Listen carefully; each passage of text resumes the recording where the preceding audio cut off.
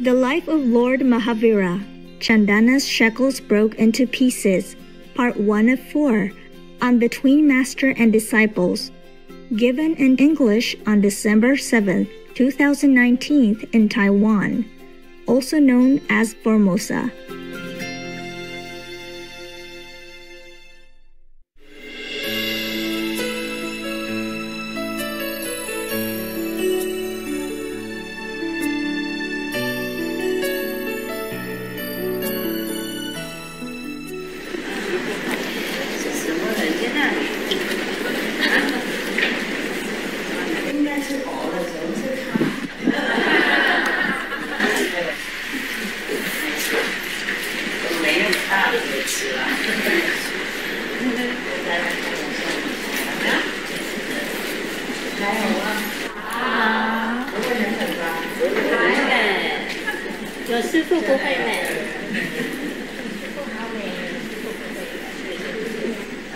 Anybody want to come up? Yes. Okay. Hello. Hey. Vietnamese can come up. Don't have any. Whoa. Then the back can come to the front. Yeah. And can sit over there if you want. There's some places there, some places behind here, everything. Good. Yeah, wonderful. Yeah, 这里，很靠近。我要当主持人演一下。过去哪里？这边，那边这里，来 ，go. I say I'm directing. Yeah, not a film director, but traffic director. Yeah, still some more lights now. Up for sale. That one, some more places there. Come on, okay, never mind, whatever. It's good.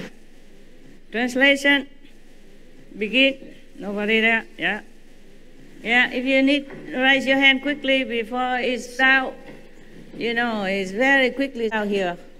Yeah, you need earphone, you raise your hand quickly. Raise and keep it there until you get it. Yeah, there, no, okay. Very good. I'm a good director. Why didn't I do some like film directing stuff? Oh, I did some. I won the King and Co. just for fun. Okay, lah. Yes, everybody happy? Yes. Sure. Yeah. I can believe that. That I can believe. Yeah. It's a good holiday, yeah? People cook for you. And people translate for you. Wow, what a life, huh? Yeah, I like it. Sit here, make me feel comfy. You have translation? Not yet? Good, wonderful. What a nice day. Yeah.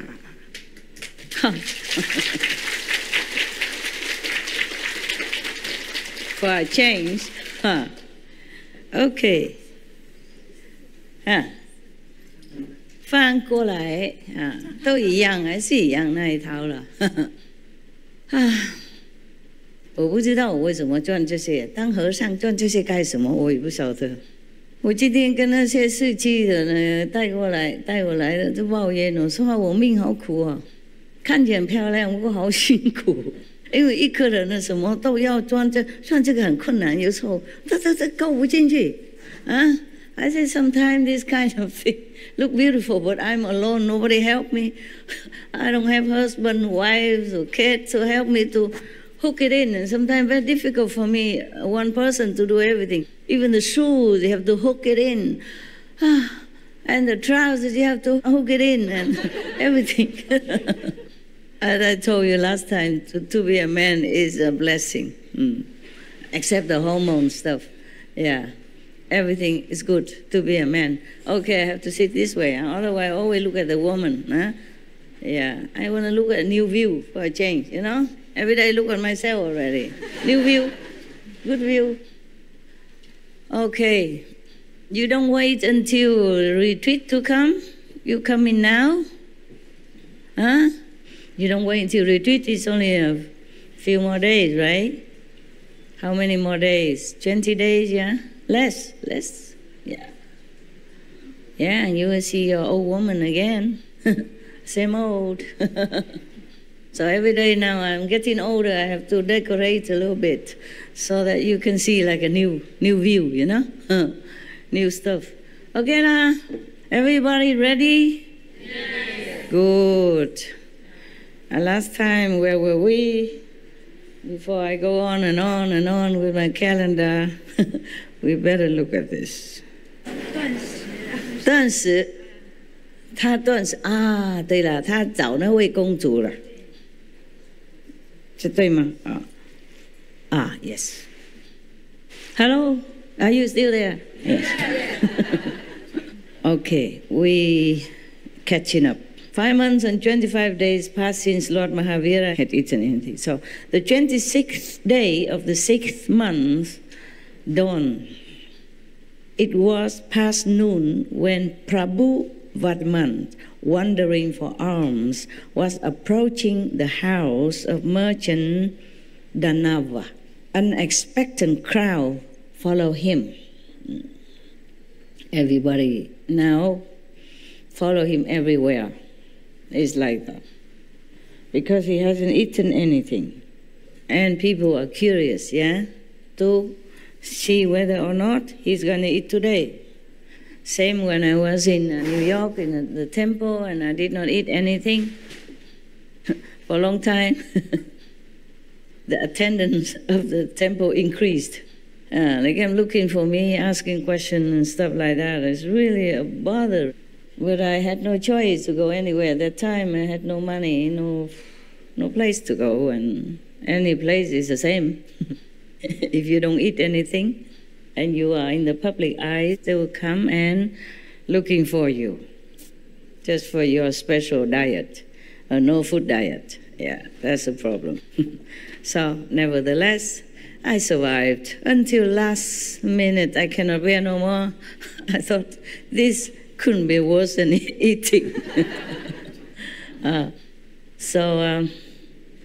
It could be worse than eating. You know, people pay too much attention to you and for the wrong reason. So I started eating again. Told you already last week, right? Yeah. Good. Oh, it's a new one. You know, I don't know how to handle the new thing. I just moved again and everything is everywhere. And you know what women are like. We need this, we need that, we need everything. And all this kind of extra work make me feel, wow, what for have I became a monk? It went back to zero. Worse than before. I thought I left just one husband. Now I have so many, yeah? Yeah, I thought I left home and look at how many relatives I have now. Family members, yes. So the big crowd, expectant crowd was following him now, everywhere. It's because 5 months, plus almost 5 months and a half, he hasn't eaten anything. And people would, of course, wonder whether he's still alive, you know, or is it a ghost who run around begging. You know, in the world, people have concept, yeah, of what and what and what, yeah. Like if you don't eat, you will die, yeah. For example, like that.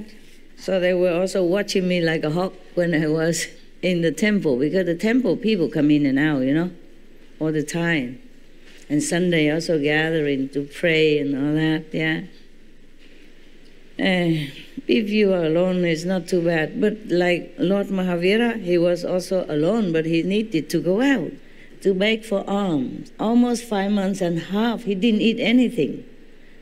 So he's still walking around and still begging for alms. But he's still waiting for that precise princess who is still in shackle, who was holding horse food or something in front of her, but didn't eat for 3 days and in drag clothes, yeah? So that's the way it is arranged by Maya to make trouble for the prince. But almost 5 months and a half, and he didn't eat anything, meaning he eats if he wants to. He doesn't when he doesn't want to. You see clearly? Yes. So good practitioners, they don't really depend. He already has no clothes on. In the beginning of the story, we know already that they even took away his only one cloth to cover for decency, for the human decency. They took it away from him already. Yes. And now he has no food. He still stay alive. So he is a true practitioner, yeah? Concentrates so much inside, so was oblivious to anything outside.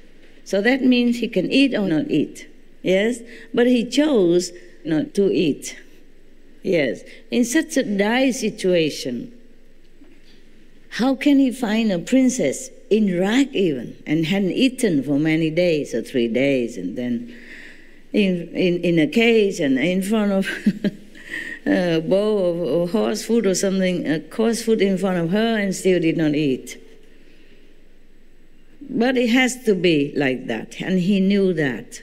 He saw that in his vision. So he had to wait until then to have something to eat. Meanwhile, he still survived and walking around, begging like everybody else.